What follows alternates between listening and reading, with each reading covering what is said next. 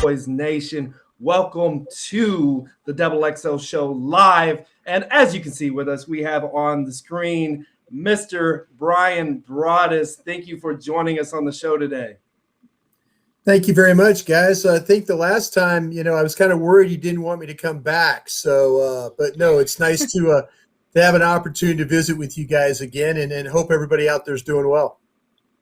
Absolutely. We had some good discussions. Especially regarding those cornerbacks that we missed out on. But it all worked out in the end. We got Micah Parsons, and I think he's been showing up. And speaking of Micah Parsons, we kind of just want to jump straight into this joint practices thing, right? We were able to see a lot more from these guys, especially with the ones working, than we were able to see at the Hall of Fame game. But nonetheless, an exciting week for Cowboys football.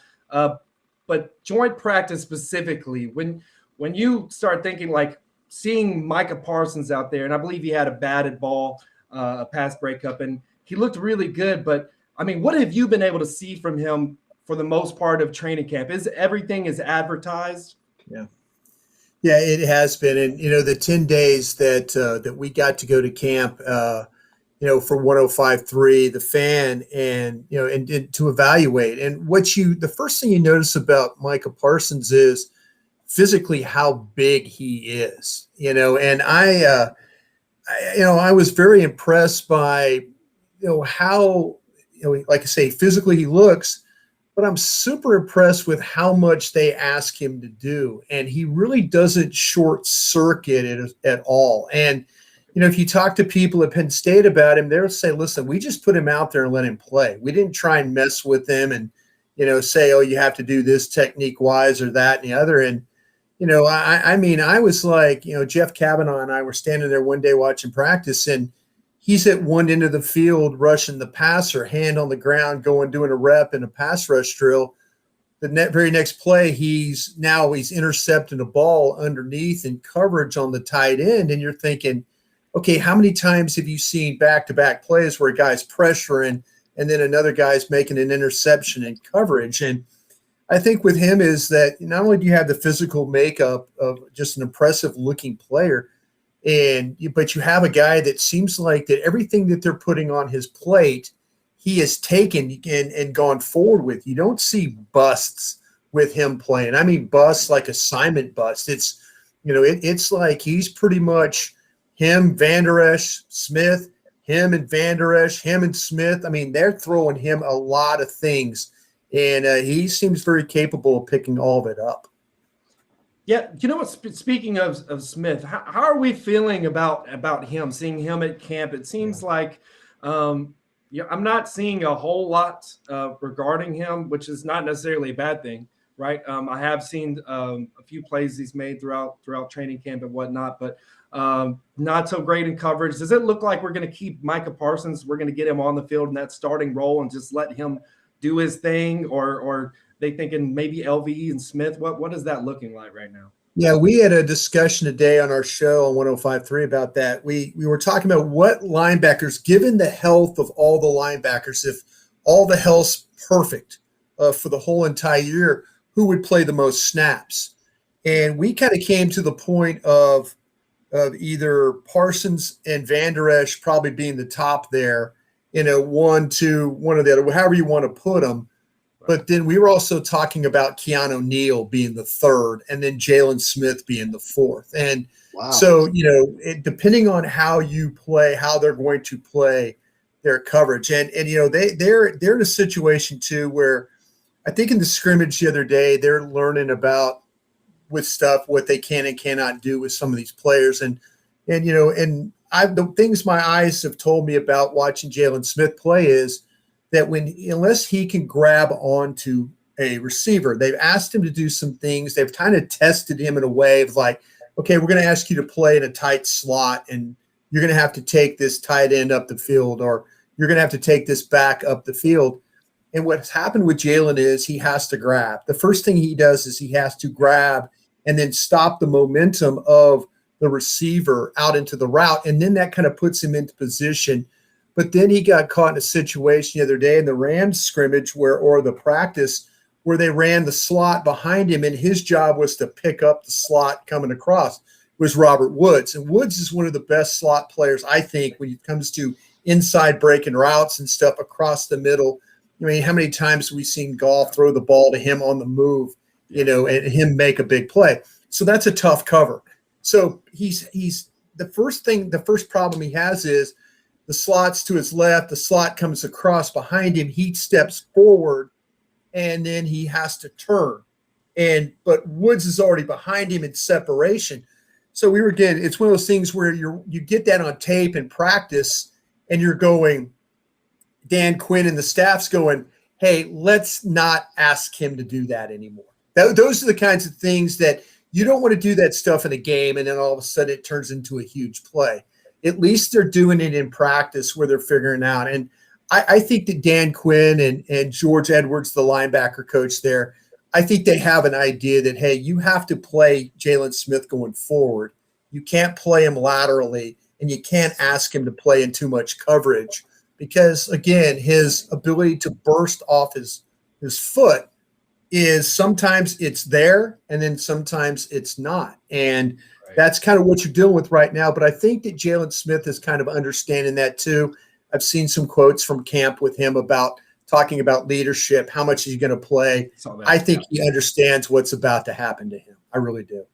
But Bryan, I got a quick question for you because as I sat here and heard you describing Micah Parsons' skill set, it reminded me of almost Junior Seau, right? Junior Seau, because he was so athletically gifted that they sort of let him freelance, but it drove coaches crazy. So how can this team take advantage of that crazy athleticism or freakish skill set with Parsons, but still stay schematically sound? Do you think that they can do that and take advantage of that?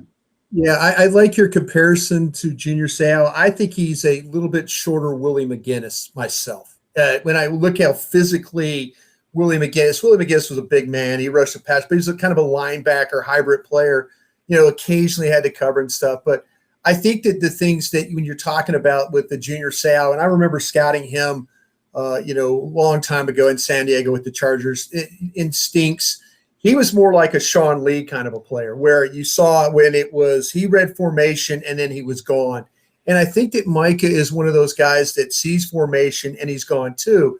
But, man, Seau was just the ability to rush the passer, you're right, the ability to cover, the ability to see the formation, know they're going to run the screen, go get involved in that stuff. So, yeah, they're gonna take advantage of all those things that he could do. I think it's really interesting that they're trying to, it's not like that they're just saying, okay, go be freelance and you have no responsibility.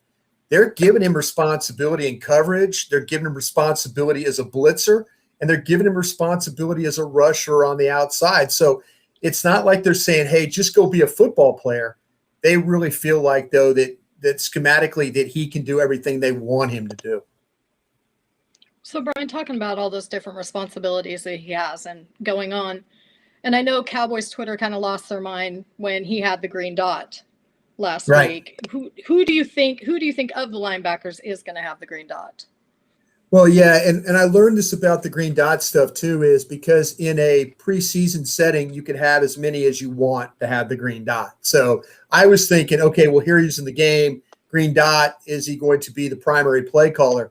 But I learned at practice and games, you can have as many of those guys as you want because you don't know when players are coming in and out of the game. But I think it's a good sign if you're a fan of his in a way of like, again, they're giving him responsibilities of having to make some huddle calls or at least hear the huddle call. Maybe Van Der Esch is making it, and then, but he's hearing that, and then that's something that we're going to see him do because, he's going to be one of those guys that's not going to come off the field. So that's the whole idea. If you're going to have a green dot player that's going to be responsible for defensive calls, you want somebody that's going to be on the field the entire time. Agree with that completely. So here, I'll put you on the spot real quick. Look, I know your scout eyes. How do you see this team figuring this thing out? The one guy that we haven't touched on is Jabril Cox, right? He's in the mix too. How is this, in your opinion, how are they going to find enough snaps for these guys, or ultimately is someone probably going to get their feelings hurt? it doesn't matter. You really don't care. I mean, if you're Dan Quinn, you don't care. I mean, you care about your players, but his responsibility is to try and get this defense to get in the top 15, I think. I mean, it was so down the bar last year. It was so bad. It was confused. It was beaten up front. There's so many things. You as a player, if you see things working in a practice or a game or whatever things, you better put your feelings aside. Because like I said, Jabril Cox, to me, I'd seen Jabril Cox play a ton. I'm an LSU alum. I appreciate what he did for LSU as a transfer from North Dakota State. So, Jabril Cox, he wasn't on special teams. He wasn't really part of the mix, what they were doing. But, he showed up in the game. Late in the game, he started making plays. You look when Dobbs last week against Pittsburgh ran to outside and on the 4th down play, he kept leverage on the play. Dobbs had to throw the ball inside. That's a great play. You had 4 tackles in the games. Like we were talking about earlier, Jalen Smith can't get his feelings hurt now. It's about, if you're really committed to what's going on here, you see like, okay, if they have a role for me, I've got to do the best I can. I just have to. And so I don't think that Dan Quinn, again, talking to my friends who were with Dan, Tom Dimitroff, I've known for a long time, the general manager of the Falcons.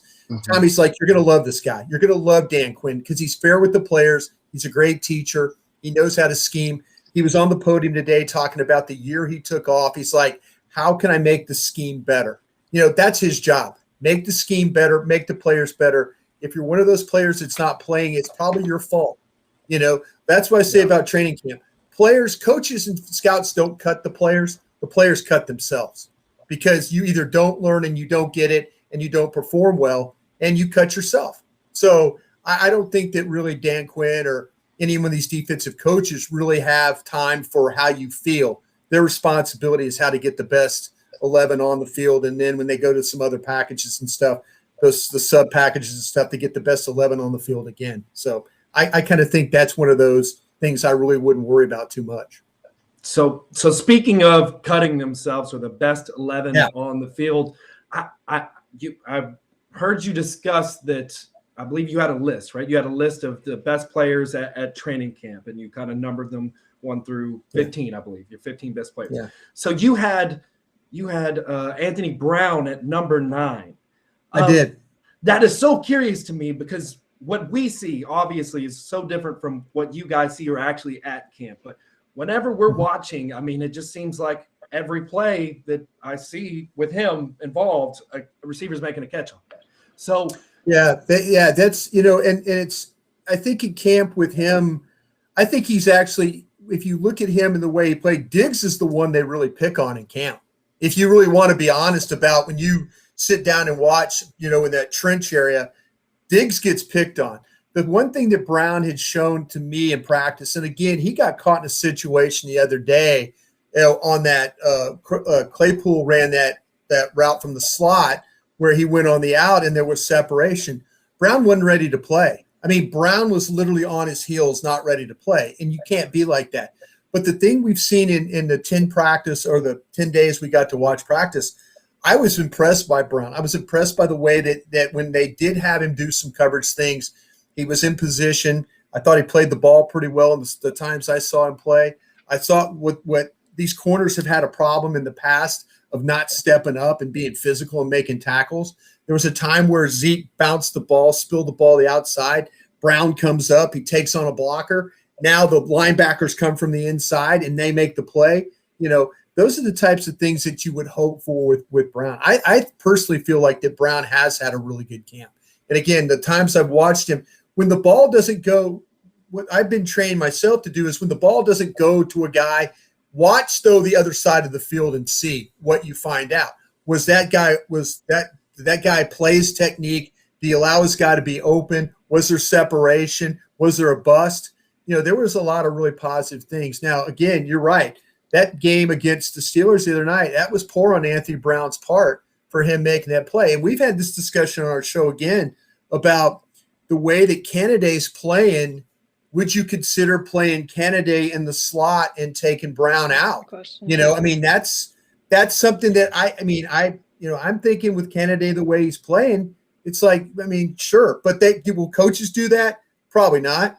But if Kennedy keeps intercepting a ball every practice and keeps, tackling well and playing, what he did in the scrimmage the other day, coming off, sinking inside, making the interception, you continue to do that, then, guys like Anthony Brown, who I've rated very highly of the 15, his job would be in jeopardy. I mean, you can't go into this thing and saying, oh, this is a veteran guy, it's going to be okay. Coaches sometimes do that, but if Dan Quinn and this staff is any good at their job, they're going to, like I said, they're going to put the best 11 out there. And if Kennedy has gone from a guy that we didn't know anything about, COVID protocol quit guy last year, to now potentially being a starter for you in the slot, I think you have to consider all options there.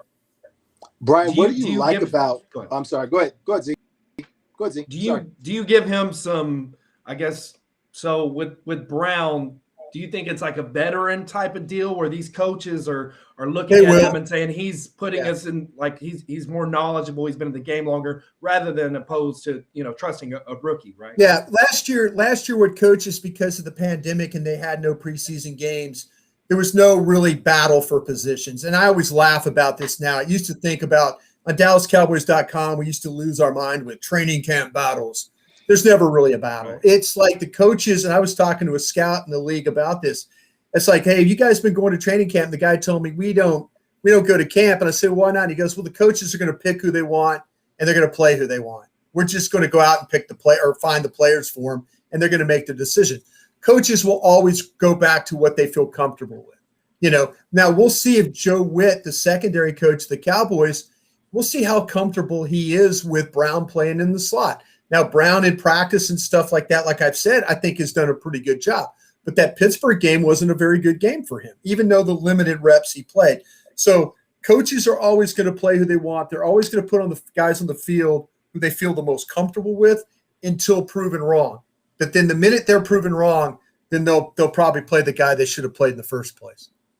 So around the board, real quick, just all of you guys, who do you think is going to win this starting cornerback 2 position on the outside? Who do y'all think is going to be starting week 1 against Tom Brady?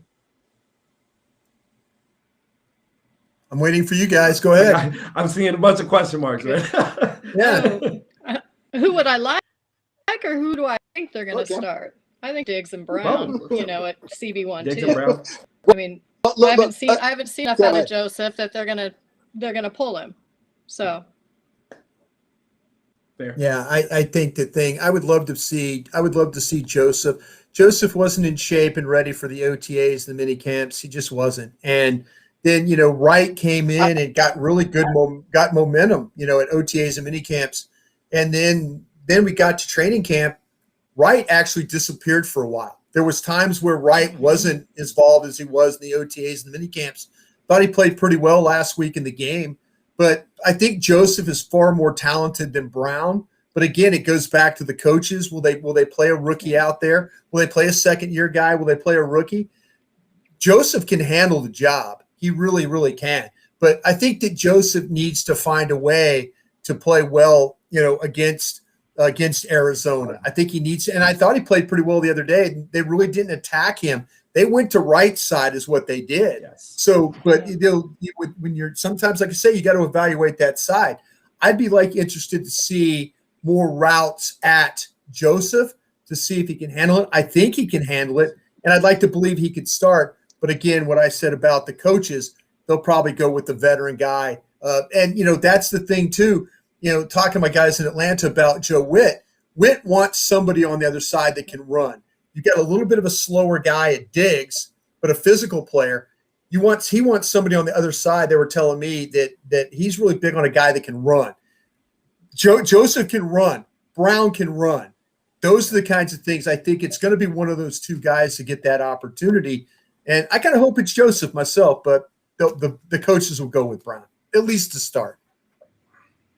It hurts to hear, but it's understandable. It's one of those things.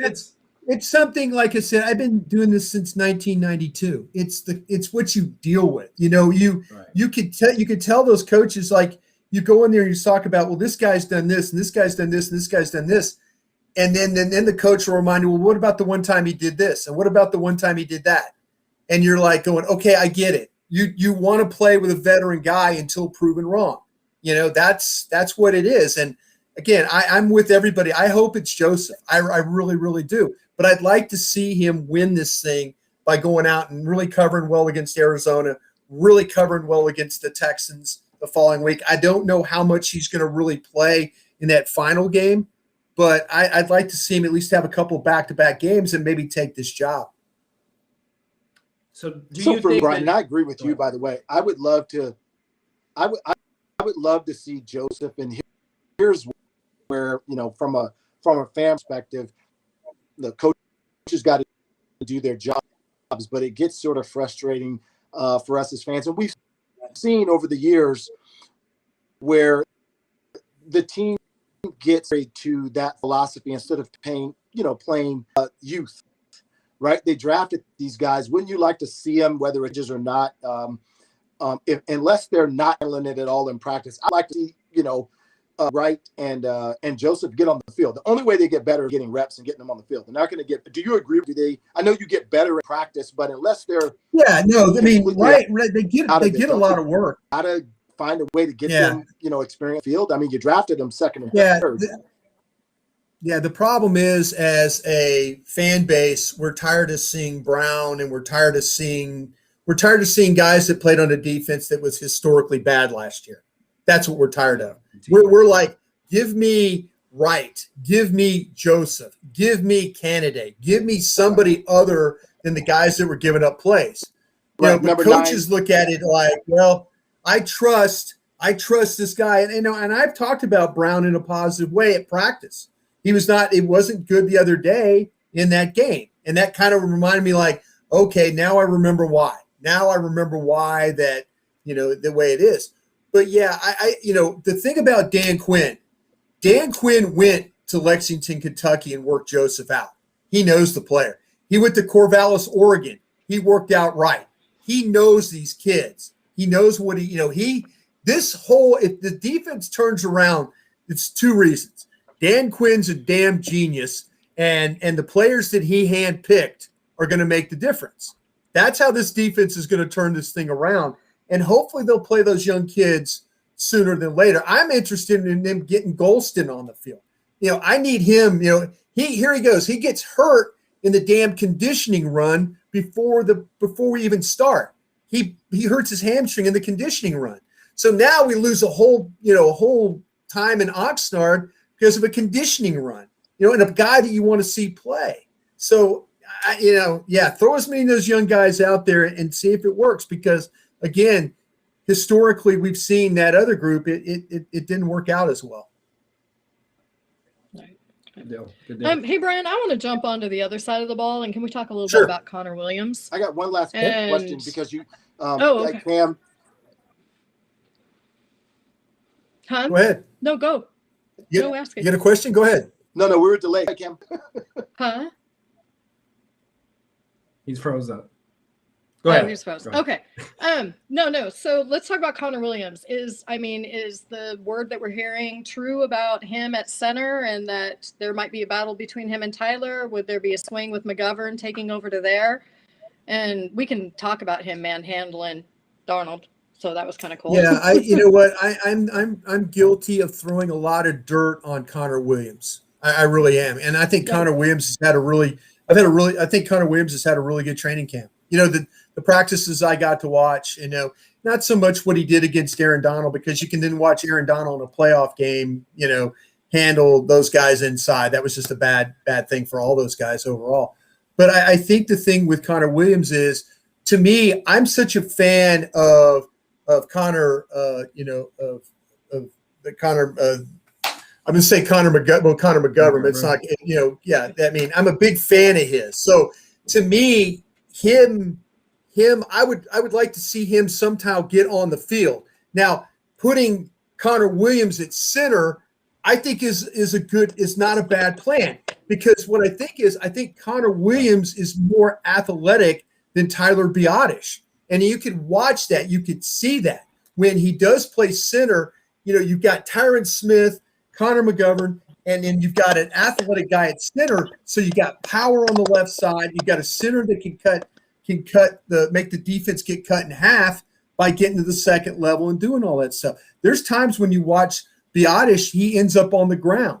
Now, Zeke had a couple nice runs where he was able to get up and get onto the second level. But I just think that maybe if you really want to play your best 5 guys, taking Broaddus off the field, putting Connor Williams at center, putting McGovern at the guard, I think that might be your best 5 guys, because to me, that gives you that's 4 power players and an athlete at center.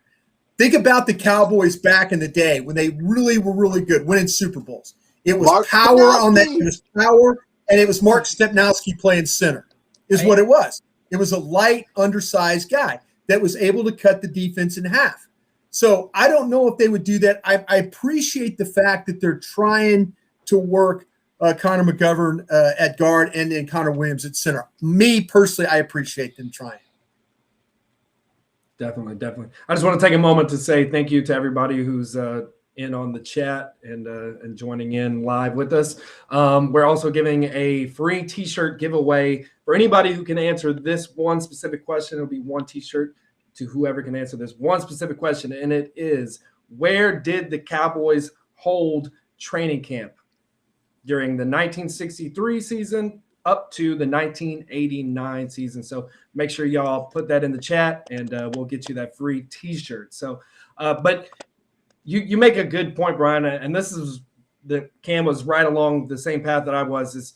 And this is something I'm curious about: is there a chance that Connor Williams actually can take Broaddus' job? Because I just got that feeling. I don't know what I'm seeing, but okay. They won't let it happen again. That's the thing to me about, if I was in that room and I was with Will McClay and I was a scout there, I would say, are we playing our best 5?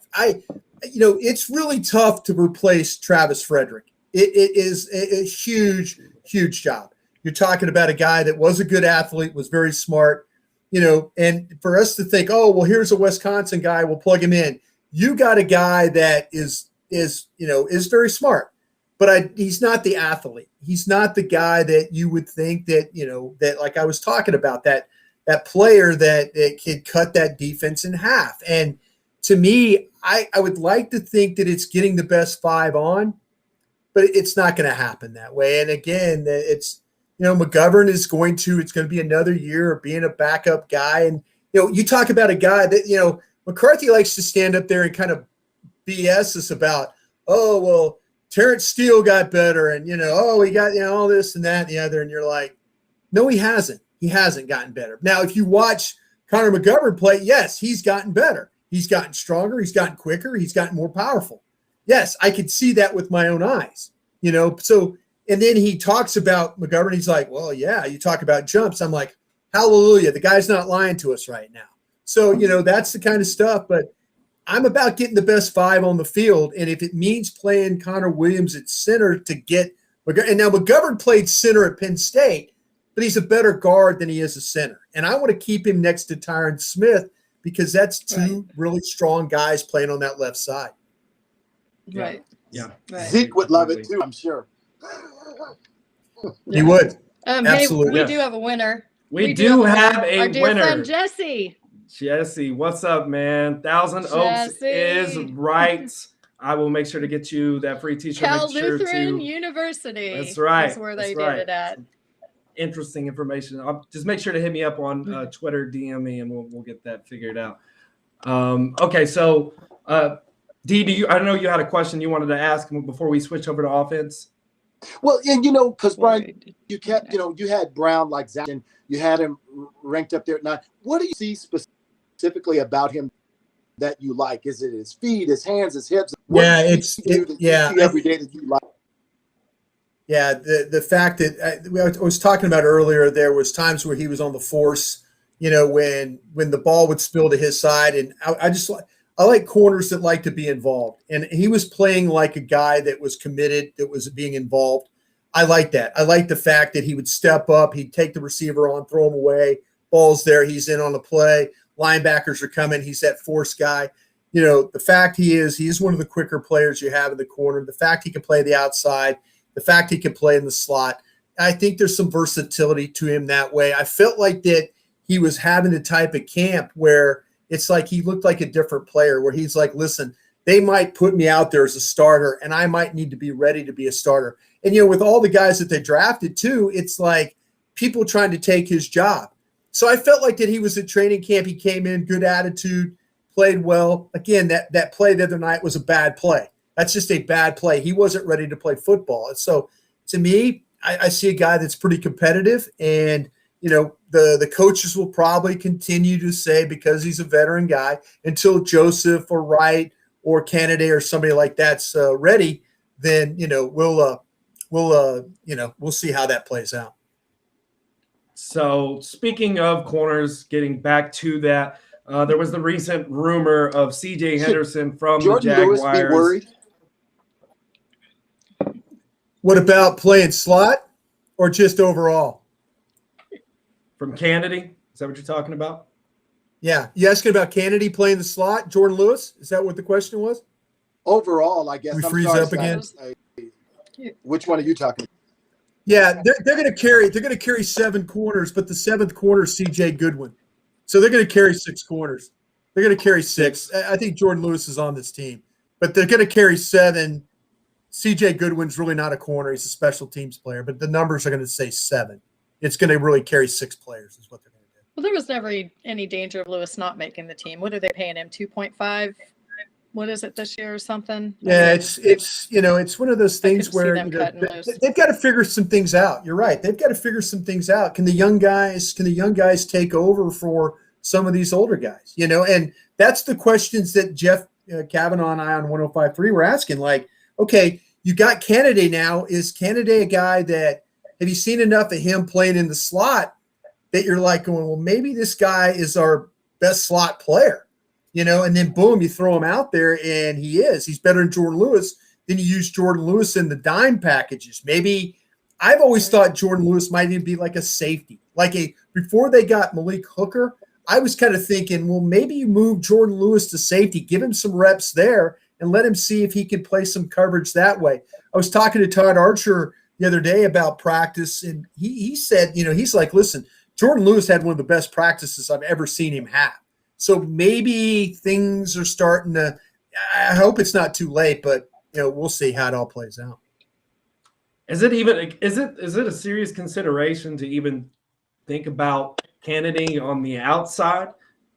Because I think he's a better – yeah, I think he's he's a more aware player. Like I say, when you play in the slot, you have to be able to carry the whole field because that slot can run anywhere. When you're on the outside, there's certain routes you can run, and you could use the sideline as a defender, an extra defender.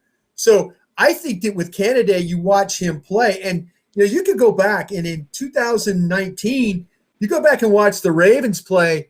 He's had games where he had 8 tackles against the Steelers. He had 10 tackles against the Bengals. He's had games, made 3 starts. He's had games where he's had a high number of tackles. So maybe getting him on the field is one of those things where how? Is it on the outside? Is it the inside? I might just consider to keep playing him on the inside. If he's going to make tackles and put him around the ball, that might be a good thing to have. Yeah. And it just seems like it's starting to feel like it's getting to that point to where from everything that we're seeing, he's earning the time, right? So whether the coaches decide to go with it or not, but there's no way in hell if we'd all sat down before training camp started and picked our 53-man roster that he would have made the roster. There's no way. Right. We would have all picked Reggie Robinson, and he would have made the roster, and Kennedy would have been an afterthought. But now Reggie Robinson's probably not going to make the roster, and Kennedy is going to make the roster. Okay. So I hate to be sticking to the corner thing, but as we discussed, C.J. Henderson is potentially available. I know Cam has some very strong opinions on this. It's one of those things where I feel like this is a guy who he was a first-round pick just last year. So when you remove that first-round pick title, you still have he's a good player.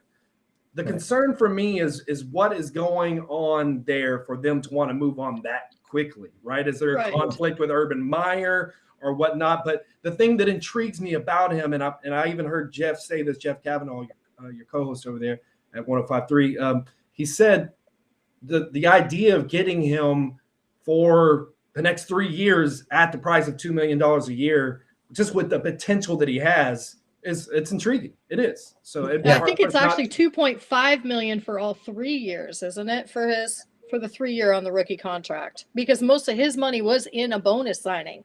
I mean, it isn't dirt cheap, and I'm not ever going to degrade his talent. I have worries about his mentals. Yeah. No, you're absolutely right. And that's the thing. And I used to work in Jacksonville, so I still have a lot of friends there in Jacksonville that are with the organization. There's a couple different things that you have to worry about here with CJ. He does have situations where there's some questions whether he really loves football, and that's a hard thing to say about a player. Some guys are super talented and they really love playing the game. And then there's some guys that are super talented that don't love playing the game, and they do it because it's a living and all that. And the number of people I talked to, there were some questions about that. Does this guy really, really love playing the game? And that's something that, that they're trying to work through right now, with Urban Meyer and Charlie Strong, the assistant head coach there. They're trying, they went and tried to sit down with CJ and kind of talk through some things. But to your point also, though, there's things that he's dealing with off the field that would be that you would have to have people with him, that you would have to go to and say, okay, you need to see this person and you need to see this person. And there's some days where, he's really not totally into it. He gets down, he gets depressed, he's okay. He's one of those guys that you're going to have to stay on. And I don't mean stay on in a bad way that he's a bad kid. I mean, you're going to have to stay on him to make sure that he's with you today, that he's mentally all there with you today. And so, there's, this regime in Jacksonville didn't draft this player. Dave Caldwell from the previous regime was the one that drafted this player. He was trying to go up. Caldwell was trying to go up to get the quarterback that the Chargers have now. Couldn't get there. He tried, and it came down to, well, I've got to make this pick. I'm going to take this kid. And that's what they did. They took the kid and but it's now you have to work with the kid. You really have to work with the kid. Right. And, he got COVID. He was in protocols. They took him out, but there's people there that say, we really don't know if he loves football, but they're going to try. They're going to try and make sure that they know what talent he is, and they're going to try and bring him forward the best they can. But I'm sure if you called them and offered them a significant pick, they would listen to your offer. So what do you? And who would we cut? I mean, where do you make space for him on our team? I mean, just pick any one of those corners you want to pick. Yeah, I mean, when you talk about it, just take a pick. It's not, you're taking one of the better cornerback prospects in the country last year, one of the best in the draft. Now, if you're willing to get him the help that he needs, every single day, and make sure that he's okay, you could have a rare player. You honestly could, but let's not act like that we're dealing with one of the greatest secondaries ever to play here in football. Whoever you want to take off the team, you're not going to have any, if it's one of the young guys, I can get it. But we mentioned Jordan Lewis. We mentioned Reggie Robinson. We mentioned Brown. We mentioned guys. I mean, let's not act like that all these guys are like, going to shut down people here without, We're not married to them. Yeah, no, you're not married to any of these guys. What intrigues me the most about him is that I feel like, for us specifically, is I feel like we've developed a pretty good culture. Now with Dan Quinn coming in, it's been more so with just Dak Prescott. It feels like it starts with your leader and his culture and the things that he's dealt with and his openness and honesty about that. So I just feel like it wouldn't be a bad fit for him with coming in and still learning under Dan Quinn. But what do you think legitimately? Because I know New Orleans is they're supposed to be kind of looking out or trying to make a deal, get him. Because New Orleans might be in a situation with Michael Thomas, and then it makes it obvious that that Urban Meyer coached Thomas, and Jacksonville, I feel like it's got some good young receivers, but you add a Michael Thomas to your team, And sure, let's listen. I mean, I wouldn't have a problem with that. The thing about the thing with the Cowboys is, though, they're going to tell you that they want to see this through with these guys. But in all honesty, if we sat down with Will McClay right now and you offered him C.J. Henderson, he'd take C.J. Henderson. He'd say, but what do I have to do? What do I have to offer? So I understand wanting to look and do all that. Are they going to? Probably not. But would it help their secondary? Yeah, absolutely it would help their secondary. Trust me, I would drive him to the Star every day if it meant winning games in this football. I'd go pick his ass up and go to, get in the car, let's go, and take you. What time do you go home? Okay, let's go home. I mean, that's the kind of stuff you go beyond. If you get great players. Phil Jackson, how hard was it to coach the Bulls? Hey guys, plane leaves tomorrow at 9:30. If anybody needs a ride, I'll be happy to pick you up. There's some players that you don't have to. And this, like I said, I think the problem with Henderson is it's just what you have to deal with him in the off the field. And I don't mean that in a negative. I mean that in you have to babysit him to get him to where he needs to be. Yeah. I think it has Pete Carroll and the Seahawks written all over it, to tell you the truth. Well, I'll tell you the one thing. They need a corner so bad up here.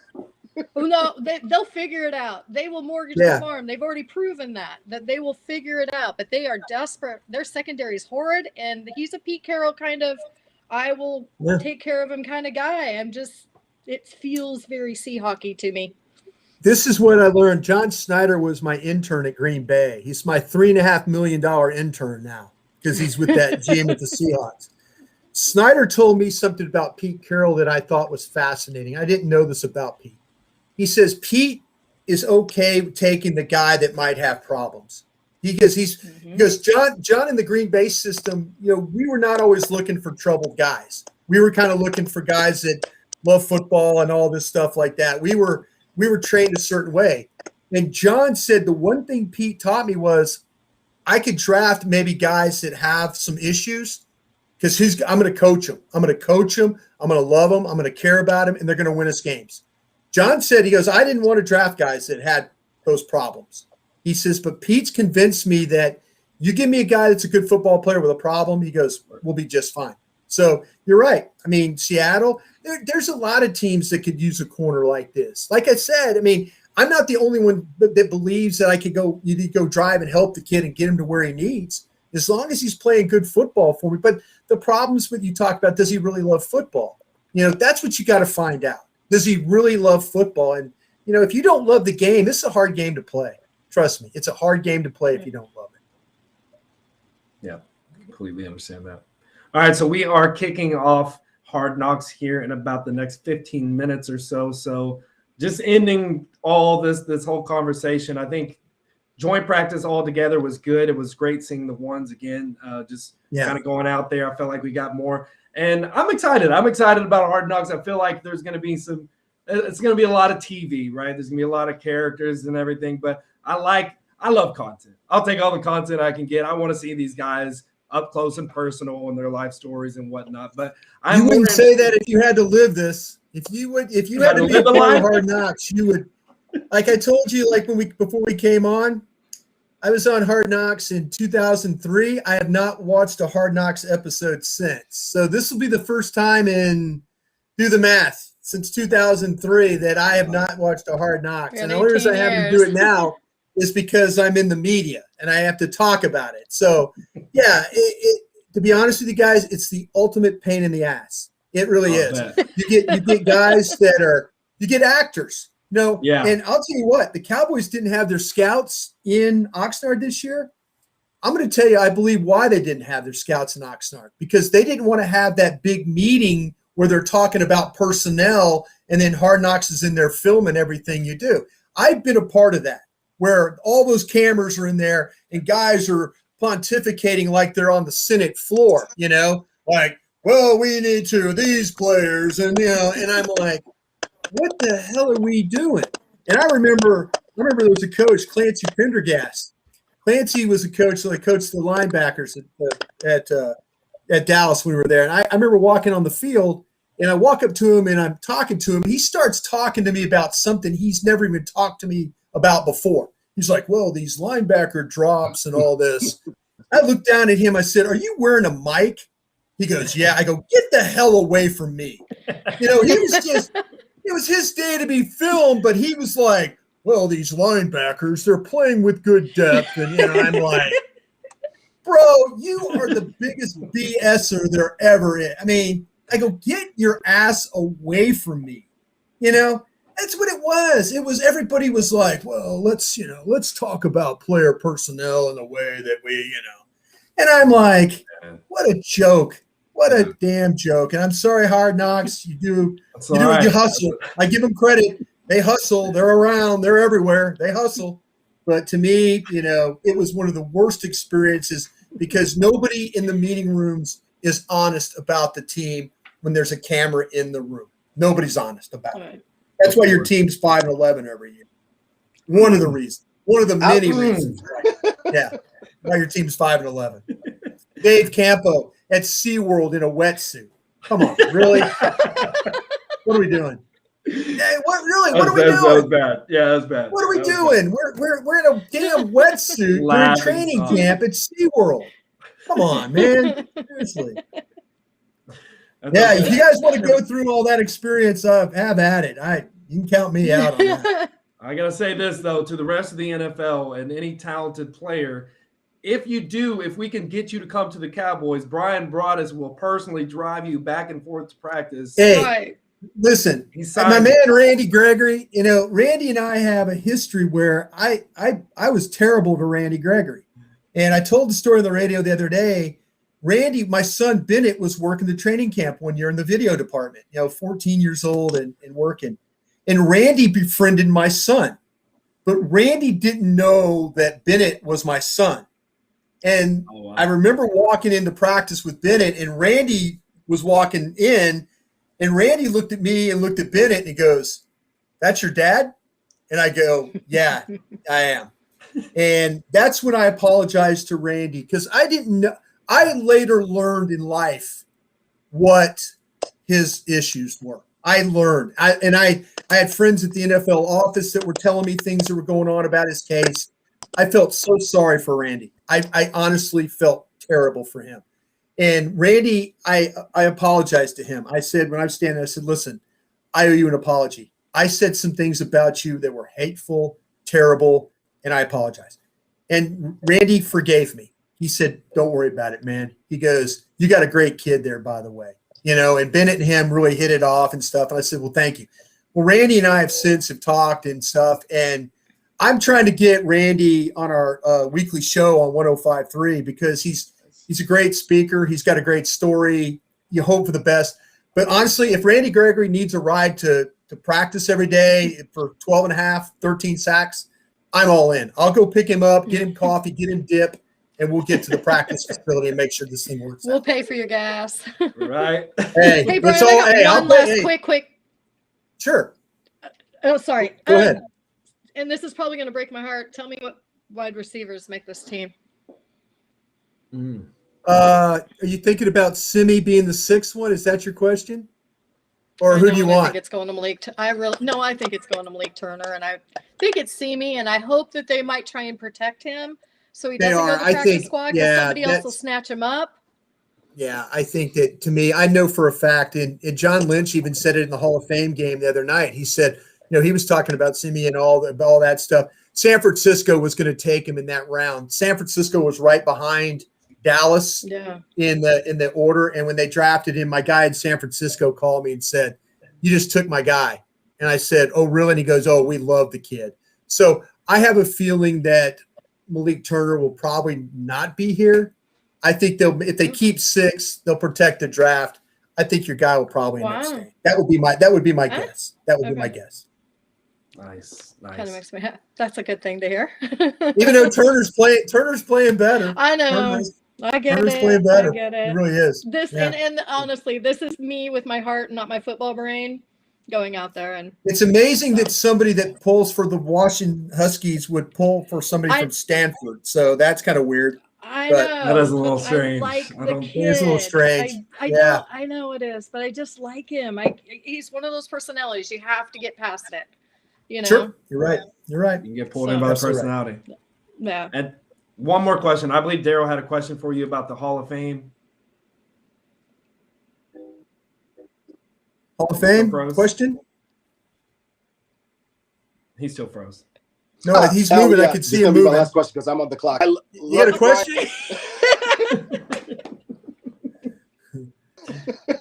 Who you look? Just got through Hall of Fame weekend. Who's the next great Dallas Cowboy to get in? And I'm hoping they've been putting a lot of safeties in the Hall of Fame. You know, with the Troy Polamalos, the Ed Reeds, the Steve Atwaters, guys like that. Darren Woodson's one of my favorite players, and I have been a Cowboy fan since 20 years. I was going to Cowboy games at Texas Stadium until I went to work in Green Bay in '92. We had season tickets, and so Darren Woodson is my favorite Cowboy player of all time. It goes back to the Roger Staubachs, the Bob Lillies, the Bob Hayes, all those guys. Darren Woodson's my favorite Cowboy ever that I've ever. I don't know how you could keep somebody out of the Hall of Fame that's the all-time leading tackler for the Dallas Cowboys. It's this great history of this franchise, and he's not in the Hall of Fame. That's my ultimate hope right there, that he gets the opportunity. I said this the other day on the radio. It's the curse of the safeties, though, for the Cowboys, because we made Woodson play for that crap team for 3 years at 5-11 every year. So the football gods are cursing us for making that championship player have to endure that crap for 3 years. So I hope it's Darren Woodson. He's an all-timer in my book. And again, that's a guy I've been a Cowboy fan since 1971. So that would be my vote. Completely agree. Would you say that is that your favorite player that's ever played for the Cowboys? That's my favorite Cowboy player of all time. Yeah, that's awesome. I remember scouting him at Arizona State, and it was one of the most impressive. He was a 212-pound linebacker at Arizona State, playing down in the line, playing down around the box. And you talk about a guy that can run, can tackle, was physical, plays with a smile on his face. If you want the perfect football player, God touched Darren Woodson on the head, and that's the perfect football player. Wow. That is in my opinion, the ultimate football player. Wow. That's awesome. That's amazing. By the way, they're gonna do I got to do a deep blue. They're doing a deep blue on Darren Woodson, and I got to be a part of it. You thought I just gushed about him just then? Wait till you see this deep blue. What I said about him. Yeah. It's impressive. You would have drove him back and forth to practice anytime. Darren Woodson, I'd carry him on my back. Darren Woodson could have played in any era of football. Any era of football. He could have played when they had no face masks in the 20s. He could have played in the 50s. He could have played in the 60s. He could have been right there in the 85 Bears playing at safety. You know, he could have played in any era of football. And trust me, and one of the nicest human beings you will ever meet in your life. Ultimate player. I love it. Yep. I love it. Unfortunately, we do have to end the show on that note. We're about 5 minutes before Hard Knocks starts. I know everybody and their mom is going to want to see it because I have so many more things I want to ask you about, talk to you about. But we will definitely have to do this another time. We will have let's keep going. I'm not going to watch Hard Knocks. Let's keep going here. I wish we could. No, I gotta watch too. I gotta get like HBO Plus now or something. I think Bobby Belt sent me his passcode. I'm gonna try that. Man. Let's see if that works. HBO Max. I've got it if you need it. I got you guys. Thank you very much. Thank you. Thanks, Bryan. Thank you guys. Take care.